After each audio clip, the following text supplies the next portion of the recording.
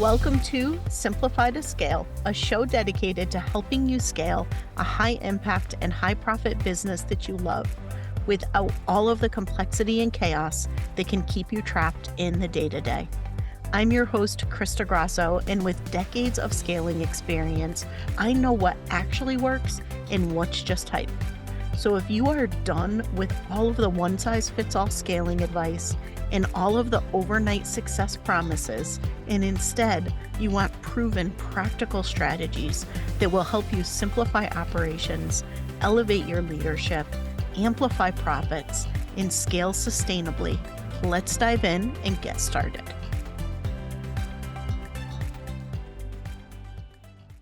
Hello, and welcome to another episode of the Simplify to Scale show. Today, Jess is back with me, and today I'm excited. I thought I would take a little time and actually share with you what's going on behind the scenes at Lean Scaling Co. and Strategic Ops Institute, and let you know what it would look like to partner with us this year. So if you've ever been curious about the work that we do and either getting certified and leveraging our Lean Scaling system, or actually installing it in your own business to get yourself out of the day-to-day and simplify how you scale your business and really get rid of all the complexity and all the chaos that keeps you trapped in the day-to-day, then today is your overview and your insight into what that looks like.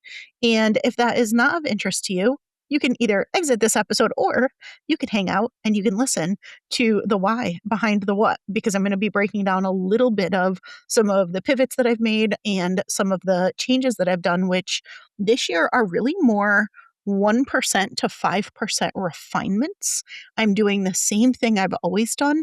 But if you listened to my episode where I looked at the future of small business, like not just for this year, but looking into the future, we're starting to put some of the things in place now that are going to be fitting where I see things going long term.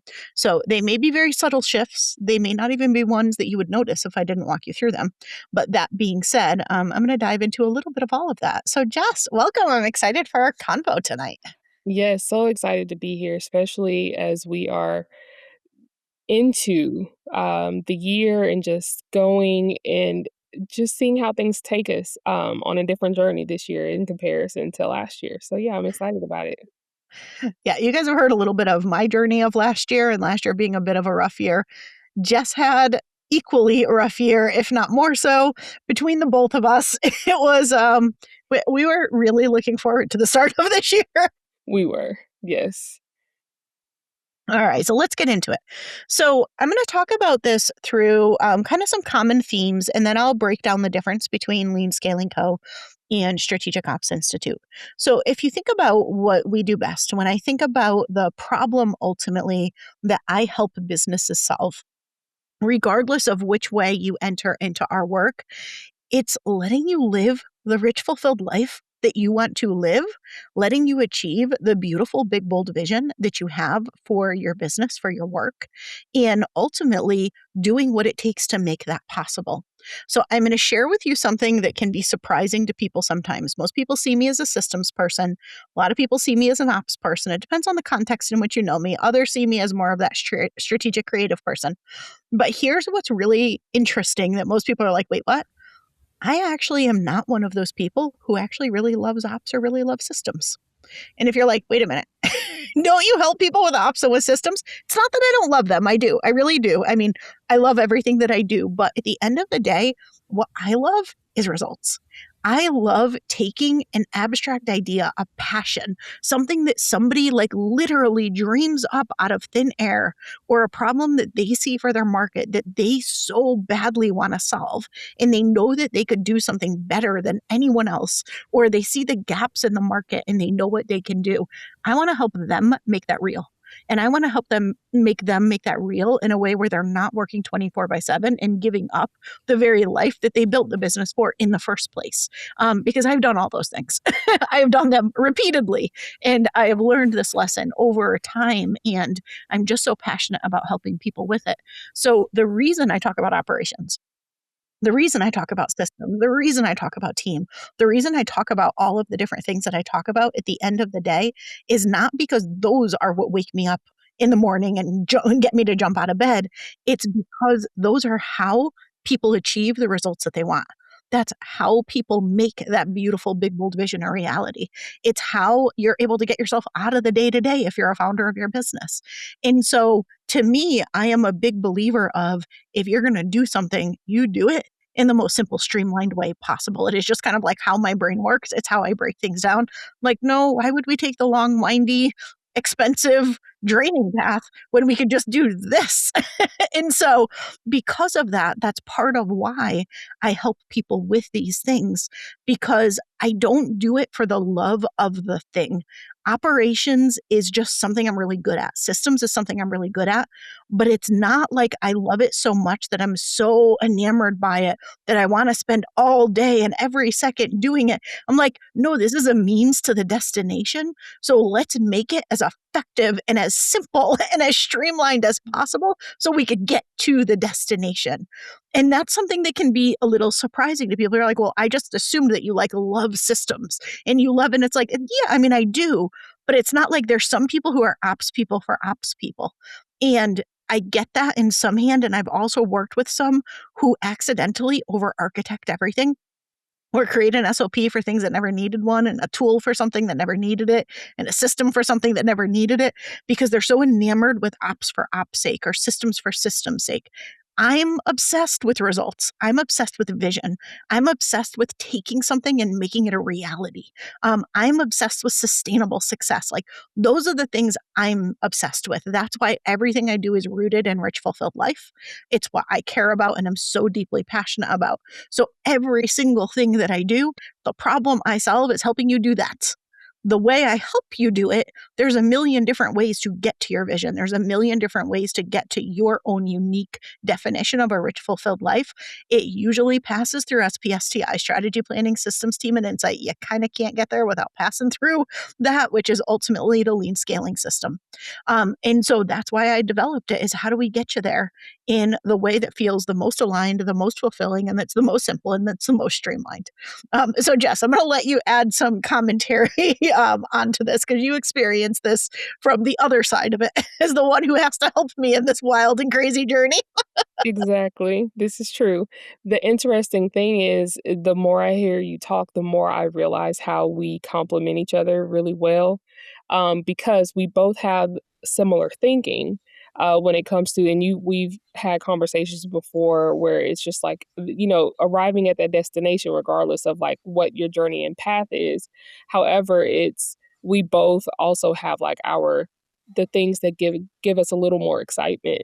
And so the really cool thing about that is figuring out, okay, how I can support you in the midst of that, or just thinking like, okay, where are my strengths and how I can complement yours, or how do I create the capacity for you to be able to be in that space? Because when you're in that space more, then it allows me to thrive differently in what it is that I'm working on. So if you are in that space of just like, you want to have that capacity to be able to build and create in ways that do give people those desired outcomes and those results and all of those things, or whether that it could even just be taking some time to do something that is a part of your rich, fulfilled life. It's one of those things that I'm able to hone in on that and then just really make sure that I complement that where I can take some of that off of you from the team aspect. And so it is really, and that's just one of my examples that I think about, because a lot of times people only think about the systems and everything like that, but there's a lot of the human aspect that goes into that as well. And so that in itself takes a lot of energy. So being able to also support with that so that you do have that capacity is really critical, so that we can actually keep on that pathway. Because once you reach that destination, then we get to visit another place, and we get to explore and have new adventures. And I think that that's what keeps a business fresh, and that's what keeps you excited and passionate about doing, what you love and making it profitable at the same time. Absolutely. And Jess said so much in there that I want to kind of dig into a little bit deeper. But if you think about Jess's role in the business, first of all, I would never in a million years want to scale these businesses without her. She's been by my side for a very, very long time, and she's so key to everything. The clients love working with her. I love working with her. Like, she is just such a deeply integral part of everything that we do at Lean Scaling Co. and especially Strategic Ops Institute, where she works really closely with the people that we certify. But Jess was one of the first people certified as a CSOO many, many, many years ago. And she is my CSOO. So that's the Chief Strategy and Operating Officer. And that's what we work with and certify people to do. And that's that person you can do for you if you're a visionary founder, exactly what Jess does for me. So she can lead the business without me. I could go to Bali for a month, which is on my bucket list, and I could not check in at all, and the business would keep running. The clients would still be taken care of. Everything would still move forward. The team would still have the right leadership. The business would still make money. The business would still be profitable. Things would move forward. And that's because that's what Jess does. That's Jess's superpower. And Jess also is backed by the lean scaling system because this is so much of what she's learned and what she just does because it's what she helps our clients learn and helps our clients implement as well. And so when you think about that for yourself, do you have that person? Do you have a Jess? If you're the visionary, or if you are Jess, do you do this through a lot of heroics or do you actually have a system that backs you and that supports you? And I think one of the things that is so incredibly freeing as a founder is finding the right hand person. It's something that I talk about a lot. It's something I train on a lot. It's something I help a lot of the businesses I work with. But one of the things where I see people make mistakes is they go out and they either hire not the right person at the right level, or they spend all of their time trying to find the unicorn who can step in and kind of do everything. And unicorns exist. They do, absolutely. Like you can find just the right person, but the likelihood you're going to find them not as high. And the likelihood that they're going to be just the right person and just the right match and they're going to last, again, not that high.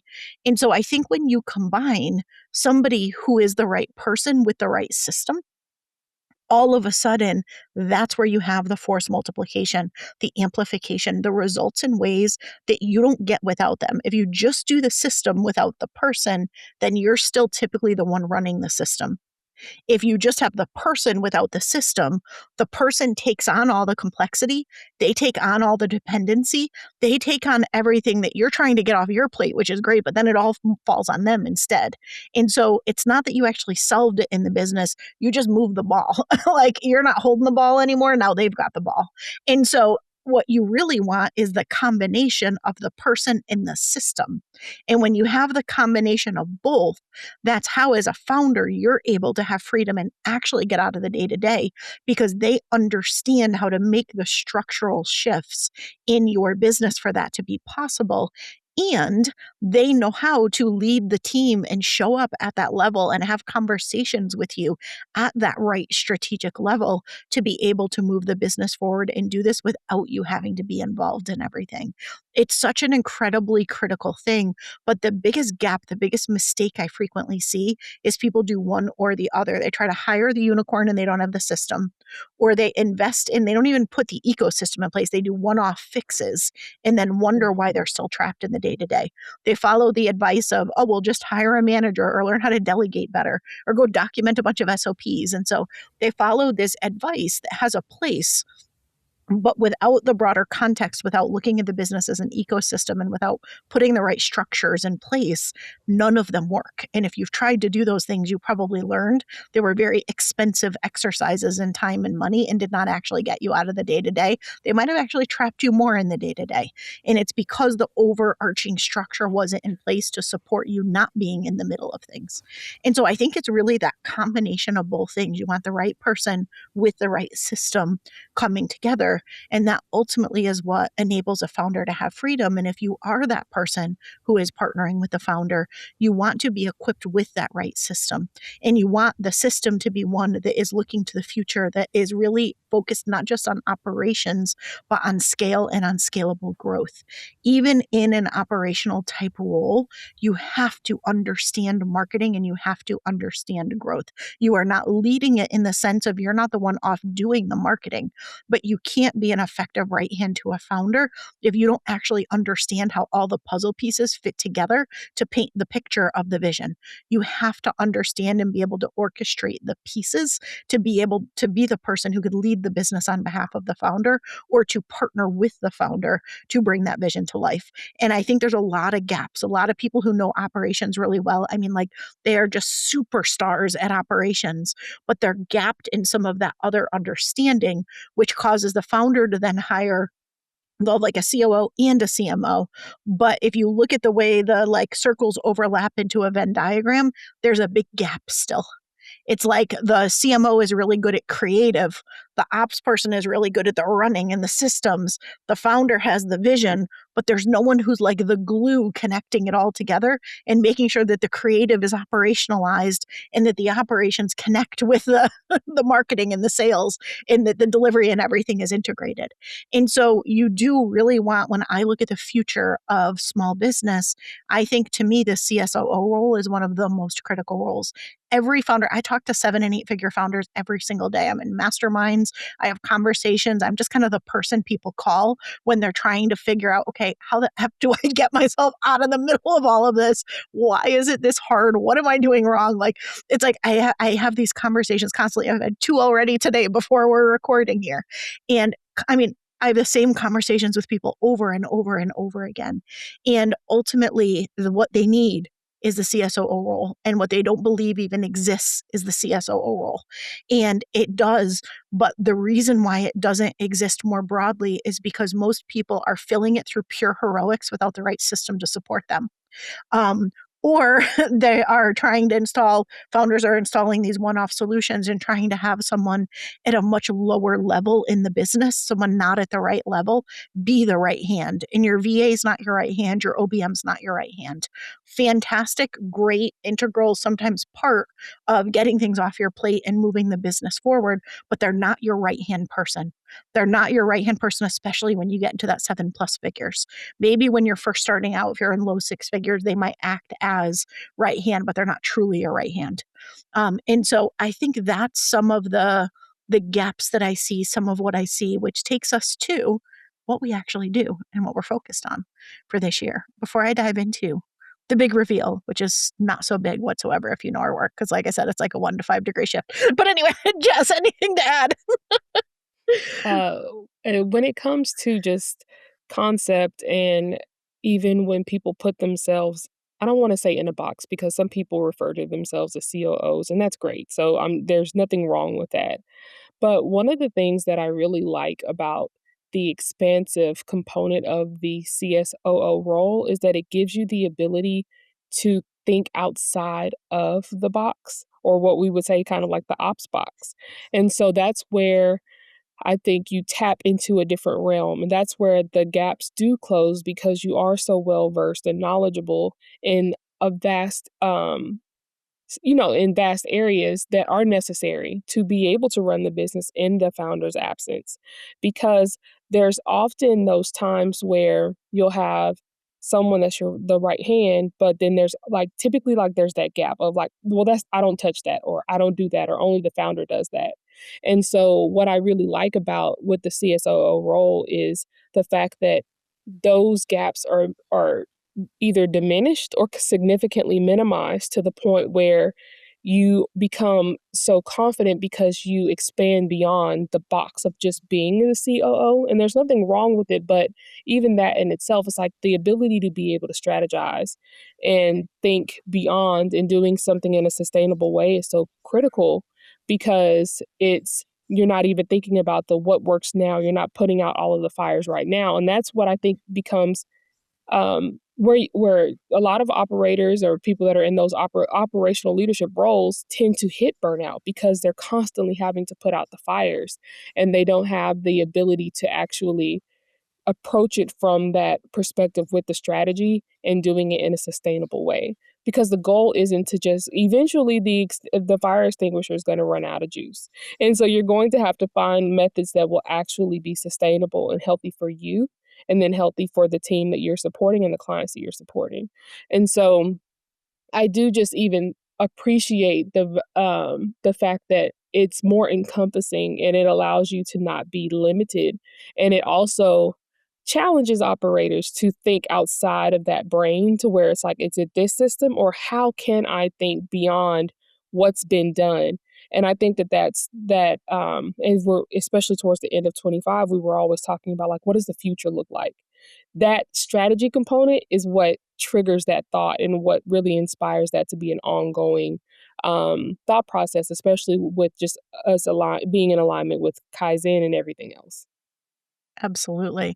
And Kaizen is continuous improvement, if anyone does not know. It's one of our things that we teach inside the lean scaling system, of course.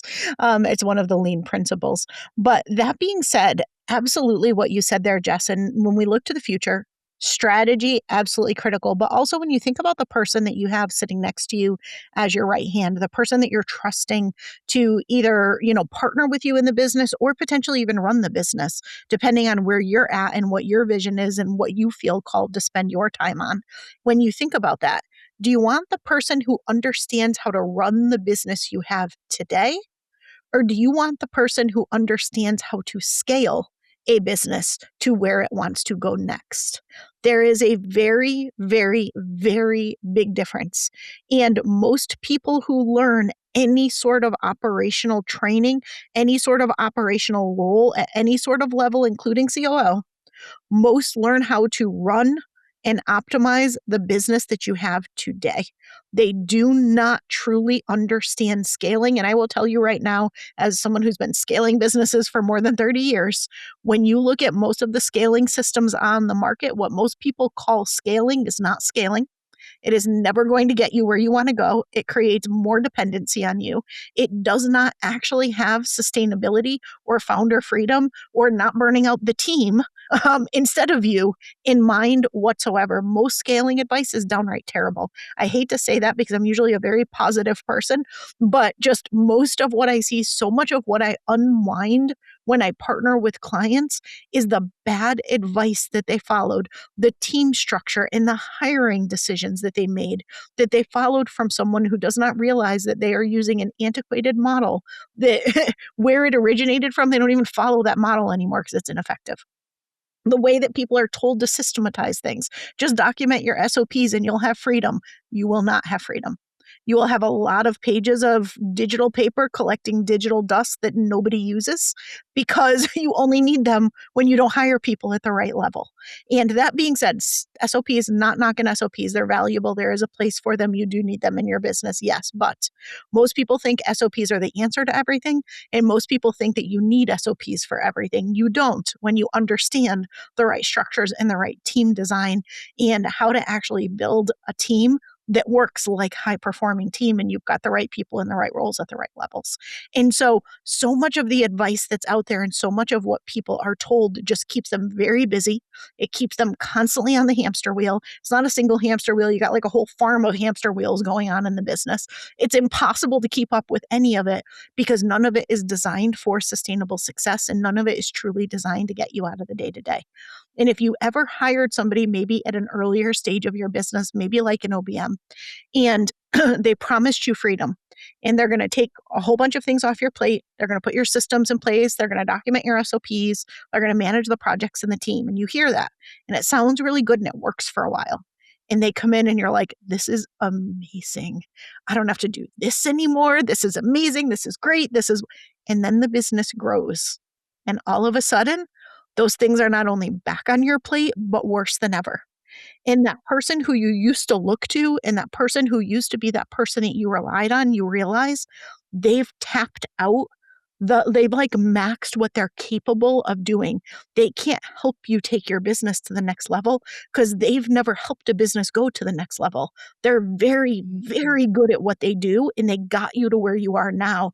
And it's a beautiful, wonderful thing, but they are not capable of taking you any further. And your business needs more.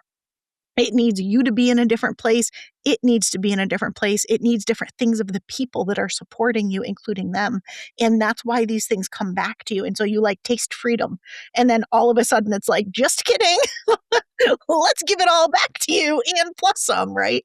And it can be such a frustrating dance as you're trying to figure it all out. And all of these roles, all of this training, all of these incredible people, all super smart, super brilliant, super committed, want to see you be so successful and are so integral to getting you to exactly where you are now and often are not capable of taking you where you need to go next without the right investment in their own skill, in their own understanding, and learning how to truly scale.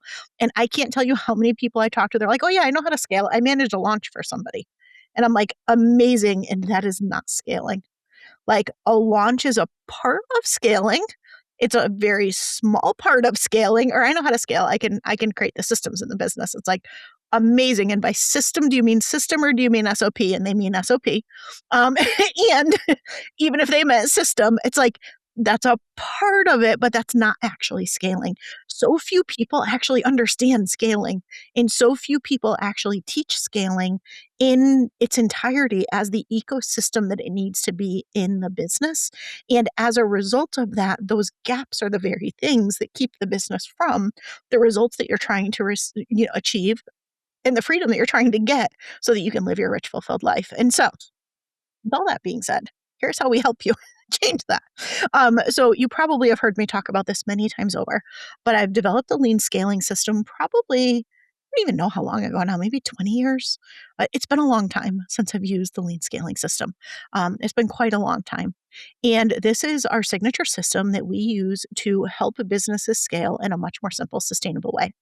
It looks at the 9 interrelated engines within your business that need to constantly be tuned and working together as an ecosystem, not as one-off little, like, quick fixes or one-off tactics or one-off tools. It's an entire ecosystem that needs to work together very intentionally for the business to be able to run without you, for the business to be able to scale and sustain that scaling, and for things not to feel complex and chaotic and just drowning within the business. And so I'm not going to go through 9 engines. That's a lot. I don't even usually talk about the 9 engines with people. I keep it really simple and bring it up to like these 3 core areas. So you need to anchor everything in sustainable success. If you do not design for sustainable success, you will not have it. Sustainable success is not a byproduct. It's not an accident. It's not something you can bake in after. Sustainability is something you have to design for from the beginning. And when I say design for, I mean your business model needs to be designed for it, your offers need to be designed for it, your team needs to be designed for it, your systems need to be designed for it. If things are dependent on you today, the current structure of your business is designed to be dependent on you today. And the reason why so many of the things that you've probably tried might not work is because the underlying system, the underlying design, the structure has not changed to be able to support you not being in the middle of everything. So even hiring a right-hand person, even implementing the system or the playbook or the tool or whatever it is that somebody tells you you should implement, the reason it doesn't give you the results that you want is because the business hasn't been redesigned to not be dependent on you. And nobody does this intentionally. It's just the way that we start, the nature of how we start a business and the nature of how we grow and expand that business. It without an intentional shift, it will always remain dependent on you. It's just literally the way that the business kind of evolves without that intentionality behind it. And that's why when we work with people, it's the very first thing that we do. And so Simplify to Scale has been our core program since 2019. We first launched it back in 2019. We've run hundreds of people through it, if not more. We've done multiple cohorts and multiple iterations of it. We put it on pause last year while we were laser focused in on getting the CSOO certification off the ground. And Jess and I had some non insignificant life events that happened last year that made it our focus was elsewhere. We were spending time with our dads while we could. We were dealing with lifing. And so we just accepted last year that we were going to bring Simplify to Scale back this year instead. And we were going to go all in and deliver the best possible experience we could for those in our CSOO certification program. And we would give Simplify to Scale the focus it needed this year. And so we are bringing Simplify to Scale back. It's coming back in March, but what we're starting with, one of the things we always do first in Simplify to Scale with people is we help them understand where the structure of their business is dependent on them and where they need to redesign their business so it's not dependent on them. Because every single other thing we do with them in Simplify to Scale to implement the lean scaling system, every single thing only works when you first redesign the structure so that it can work on top of that new design. If you try to put those things on top of the current design, you will experience some relief, but everything will boomerang back to you. And it typically boomerangs back heavier and heavier, which you've probably experienced if you've tried any of these things before. So the first thing we always do is address the structural shifts, and then we layer on top of it the things that you need to do. So I mentioned sustainable success. That's where we start. The next pillar is operational excellence. So once you've got that in place, well, then what does it need to look like? Like, what are the systems and what does that structure look like so your team can deliver things with repeatable results? How, if you take a step back, can the business still deliver at the same level of quality and care that you have? It's one of the biggest complaints and one of the biggest frustrations I get and hear from founders, which you probably hear too, Jess, is just like, yeah, but when it's not me, it's like they don't do it the same way that I do. Like, they don't show up for the clients in the same way that I do, or the clients don't feel like they have the same experience with them as they have with me. And so I need to still be in the middle of everything. So once we've got the sustainable success in place, we've got the structure for things not to be dependent on you in place, well, then we need to make it possible for results to be repeatable with the right systems, with simplification of your technology so things actually integrate together and work well together, and so that the client, it can have a really great experience. It's not dependent on you. And then we end up with scalable growth. That's our third pillar. And that is where we look at, cool, well, what about your offers? How are your offers structured? How do we improve the profitability of what you're doing? How do we take all of the incredible marketing creative that you're doing or the sales that you're doing, and how do we find what works really well and repeat it? How do we systematize and operationalize what is being done in the marketing and sales area? And now some businesses have this very well defined. Most people have really strong either marketing operations people or marketing creatives. And if you've got really strong marketing creatives, you typically have a gap in marketing operations, which means it's a lot of random acts of marketing. It's a lot of playing lottery. It's like, ooh, this campaign worked really well. I wonder if it's going to work as well next time, because you don't have the systems and the structure in place from a marketing perspective to have a repeatable growth engine in the business. So this is where we look at, you've got growth, great. You probably have chaotic growth. How do we have more simple, repeatable, predictable, profitable growth? And so that's what we're looking at in that. So those are the three kind of core pillars that fit together. And so we start first with the structure. What does it look like to have things not designed around you? And then how do we build the repeatable growth engine in the supporting systems for the business to continue to scale without things being dependent on you, and with your clients having the same great experience and receiving the same quality and the same care? And so that's a lot of what we end up doing, and what we're doing different for this year. This is the 1 to 5 degree shift, which I'm super excited about. Is I mentioned we always start with the structure and what it looks like to get you out of the day to day. Well, instead of having you commit to the full year of Simplify to Scale, because I know in this market, I should tell you it's 90 days to founder freedom. Like, I should be telling you the quick win and everyone wants things immediate. Anyone who tells you that, they are completely full of it. I'm sorry, but you cannot get yourself fully out of the day to day and completely transform everything in your business overnight. You can't do it. Like, I'm sure you want me to tell you otherwise. I would love to be able to tell you otherwise, but I am not going to lie to you and tell you otherwise just to make it sound sexy. Like, it's going to take time. You've got a lot of stuff that you need to work through.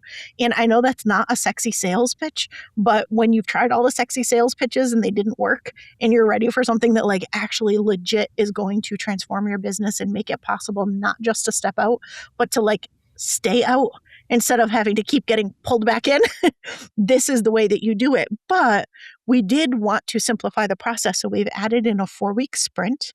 It's called extraction. And we're doing the first piece that we normally do in Simplify to Scale in a standalone 4-week sprint. So you have the opportunity to do that completely on its own and take it and implement it yourself. Or you can partner with us to implement it after and join us inside Simplify to Scale. But we're kicking off extraction in March. I'm super excited for that. I'll probably do it one more time throughout the year, but I don't know when. So if a priority for you is to get yourself out of the day to day of the business, to get clear on what does need to change from a structural perspective, so things are not built around you and dependent on you, so the changes that you make actually stick and actually make it possible to get out of the day to day, we're spending 4 weeks together, and we're actually going through and you're going to do an audit and assessment where you're going to basically diagnose where in the business you have dependency on you that doesn't need to be there. We're going to look at your business model and your offers, and we're going to look at how we can restructure those to match the way people are making buying decisions in this market of 2026. Yes. And we're also going to look at how we can remove the dependency on you in a lot of that, especially if you're still really key part of delivery. Like there might be parts you want to retain. Cool, that's fine. You can protect that. But there's probably a lot you're doing that you don't need to be a part of. And so, how do we shift that? Or even if you choose to do delivery, how do we make it possible for you to not have to? Unless you want to. So that's one week what we're going to focus on. The next, we're going to look at your team, and we are going to restructure your team for a team that has the right people in the right roles at the right levels. We're going to help you understand why you are probably the center of everything.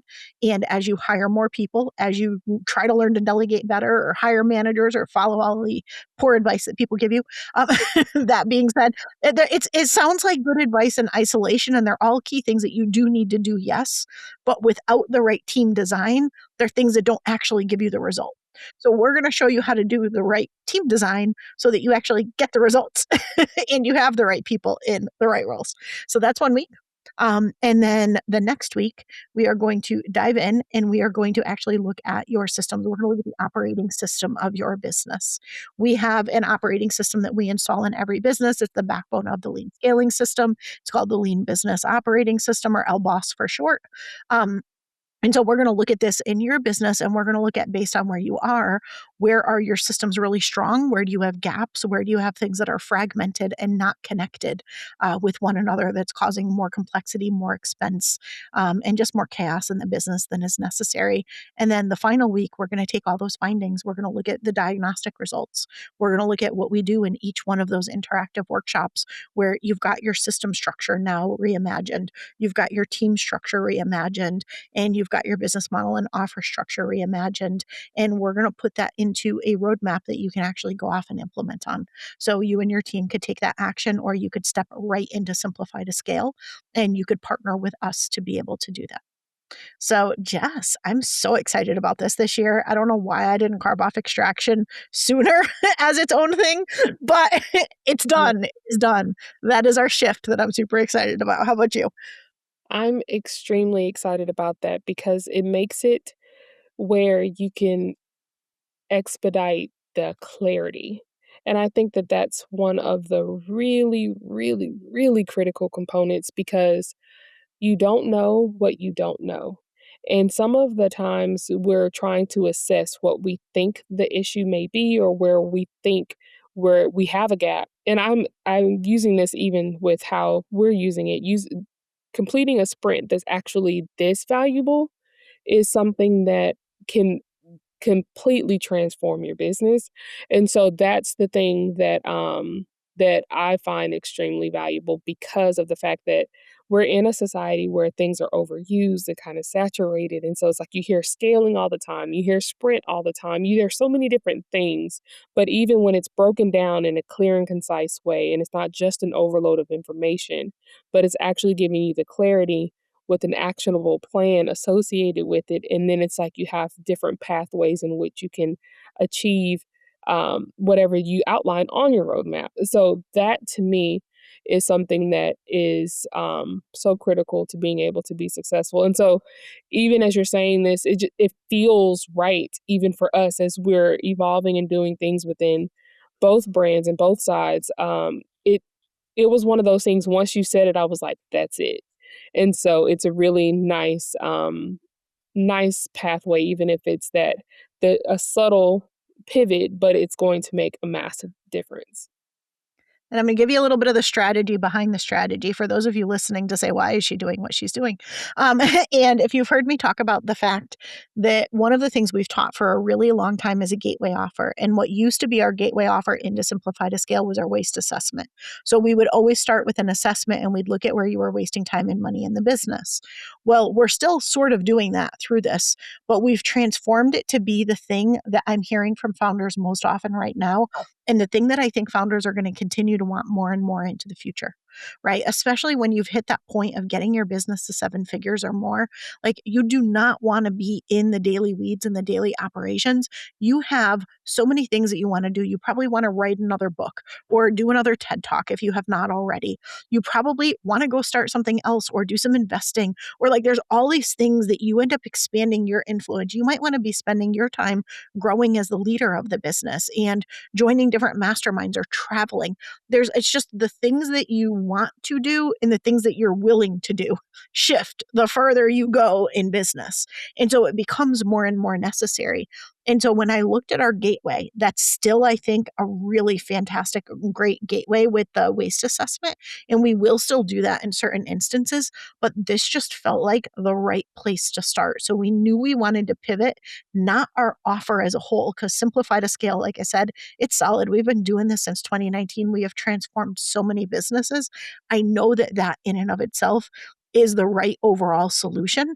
It's more what is the right path into it that if somebody's not ready for or not wanting to commit to something like that or feels like they just need a little clarity but they can actually go off and do it, we could give them something so valuable that they have that roadmap to move forward. So we really are going all in both brands on what is our gateway offer. And so this is the gateway offer that takes you right into Simplify to Scale. And Jess alluded to some different paths and some different options. So when you do join us in Simplify to Scale, what's really interesting is you have your roadmap. Well, now what happens? Well, you've got to implement on it. And so there's two different facets of that. There's the work itself that you need to do to put in place the things that we map out, the actual changes that you need to make to your offers or to your structure or to your systems, right? There's those things that need to happen. But the next roadblock that people tend to hit is that you, as the leader of your business, if you are a visionary, and if you are the right hand, we're going to talk about you in just a moment. But if you are the visionary, right, you have to often grow into the next level of visionary leadership. You're probably already a visionary leader to an extent, but if you think about your role in the business today, and then what you envision for your role in your business to be, let's just say 12 months from now, a year from now, right?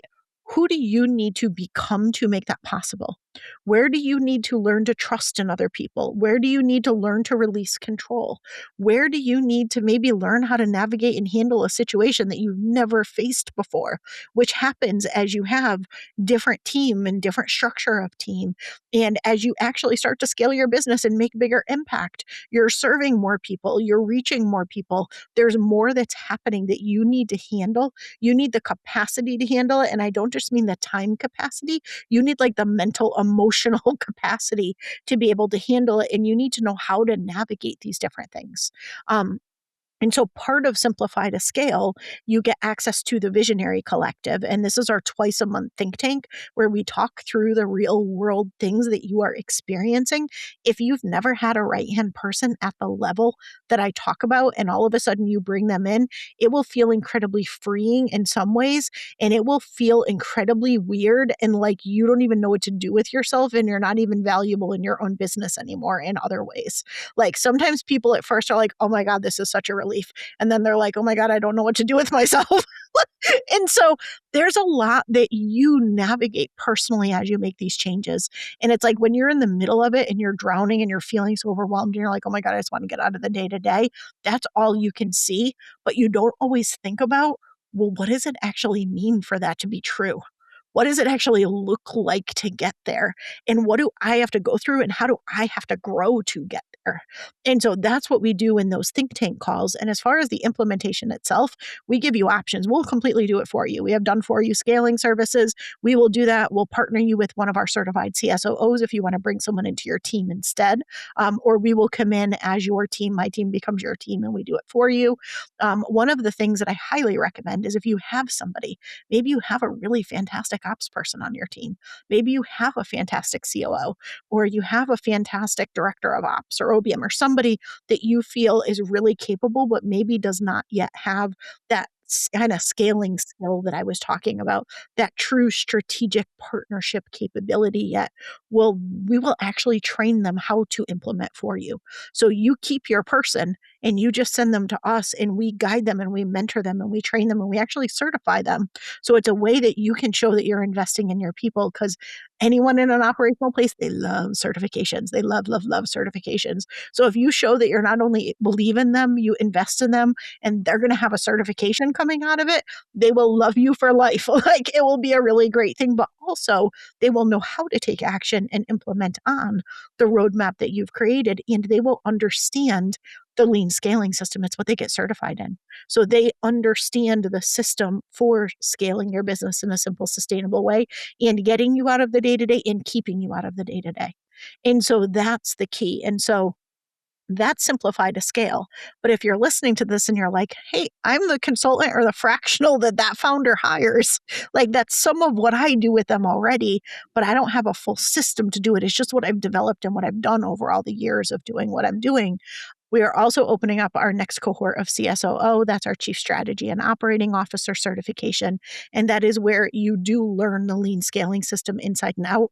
That is where you do get certified in that. And most importantly, you get licensed to use it with your clients. So if you're installing it in your own business as a founder, you don't have a license to use it outside of your own business. But if you come through the CSOO certification path specifically, if you do this for other businesses, you actually get a license that you can use to use this in other businesses. And similar to the visionary founder, who again has to kind of learn how to navigate some of these things and grow through some of this on their own journey, working with a founder and working with a team and being in between a founder and a team and trying to influence change and bring about scale and trying to be the one who's stepping up in a business to lead when maybe the founder was the person who's always been out front leading, that in and of itself has its own challenges and its own growth that you need to go through. And so we also have think tank calls and we also have things. And so as much as I teach people a ton of systems and I teach them all the structures and we do all the operational things, we spend a whole lot of time on who you're becoming and how to actually show up and how to grow as a leader and how to grow as a strategic thinker and how to become a strategic partner. And we do so much of this in everything that we do because the systems on their own will not be successful without the leader who can lead it. And having a system does not make you a leader. Being a leader makes you a leader. Being a leader with a system makes you completely unstoppable. And that's why we combine both of them. And that's what we do. So that is how you can work with us in 2026. Jess, turning it over to you. That, well, it's funny, I wish I could follow that up, but that was a total drop the mic moment whenever it's just, like, being that leader with the systems in place, like, that's key, and, there's often just, like we've talked about gaps the entire conversation, but I couldn't have said it better, and so when you said that, I was like, "That's it, that's the key." And what I hear sometimes, so the last piece I'll leave you with, and then I could talk about this forever, but I'm going to round this out so you can get on to the next thing in your business. But that being said, a lot of times people will say, "This sounds great, but you know what? There's only like one little thing I need. I've already got this system. I already do this. I've done this with my clients for years. If you're on the fractional consulting kind of COO side, or if you're a founder, you're like, yeah, we do that really well. It's just this one area that I need support and I don't actually need the rest of it." And so if you're thinking that, one of the things that I always share is I think one of the most dangerous places that you can be in your business is where you have all of these individual things that are happening, but everything ends up fragmented and it doesn't come together. The reason I created the lean scaling system is not because I thought everyone needed all of the pieces. I mean, your business needs all the pieces, but not because everyone didn't have some of the pieces in place. It's that what most people don't have in their business is an actual ecosystem that fits together and works together, and where each thing that turns provides leverage for the next thing that you do. And so part of a lot of what we teach and part of a lot of what we do, if you've got a really fantastic project management system, amazing, keep using it. Like, plug it into the rest of the lean scaling system. But what most people find when they come in is they find that the systems that they have actually have a few gaps in them. Some don't. Some are like, this system is amazing. It's solid. It's great. But when you can take that and fit it into an entire overarching system so that it becomes an ecosystem designed to scale a business simply and sustainably, not a system designed to do the specific function that it's designed for, but it is designed with intention to work together with all of the other systems so that you are scaling a business simply and sustainably, not dependent on the founder, getting them out, keeping them out of the day-to-day. Like, when you think about it through that lens, like, bring in everything you already got, amazing. Close gaps where they exist, cool, but fill the gaps with the pieces that you don't have. And most importantly, make sure it all fits together. Because otherwise, you might have fantastic individual systems and you are going to work 10 times harder than you need to if they don't actually fit together and they're fragmented systems. And so a lot of times we get that. Most people who come in, especially through the CSOO cert, the biggest thing I hear is, yeah, but I've been doing this for so long. I know so much of this. I already got this system. I already have this. And I'm like, amazing, great, use it. You don't have to use everything. You just want to turn it all into something that works with intention instead of just these isolated pieces that work well. And that is the place where I find people usually have some of the biggest takeaways. With that, if you have questions, I'm just going to give you our calendar link. It's leanscaling.com/consult. Put time on my calendar. Good luck finding one. Sorry. Or put time on Jess's calendar. There's a reason we're both on the page, because you could pick whoever you can find time with. But we'll help you talk through what makes sense for you. We are super low pressure. We really genuinely want to help and point you in the right direction. If it's not with us, we will give you some recommendations. We will point you to someone. I refer to other people all of the time. We only recommend that we partner together if we truly believe that we can help you and that it would be a good fit. But if you are interested as a visionary in getting yourself out of the day-to-day, I do highly encourage you to go check out Extraction. It's leanscaling.com/extraction. And all these links will be down below in the show notes, because that does kick off in March. And right now we're doing some special bonuses, special pricing, special all the things, because this is the first time that we are doing this as a standalone experience instead of only as part of Simplify to Scale. So I've got a small number of seats. I'm limiting it on purpose, and I would love to spend 4 weeks with you and then maybe, just maybe, invite you into Simplify to Scale afterwards if it is what feels most aligned for you. So thank you so much. I hope you got a lot of value in seeing how we think about things, and also understanding, if you've been curious what it's like to partner with us, how we can help you simplify and scale your business, or help you get even better results for the incredible businesses that you partner with. We will see you again next week.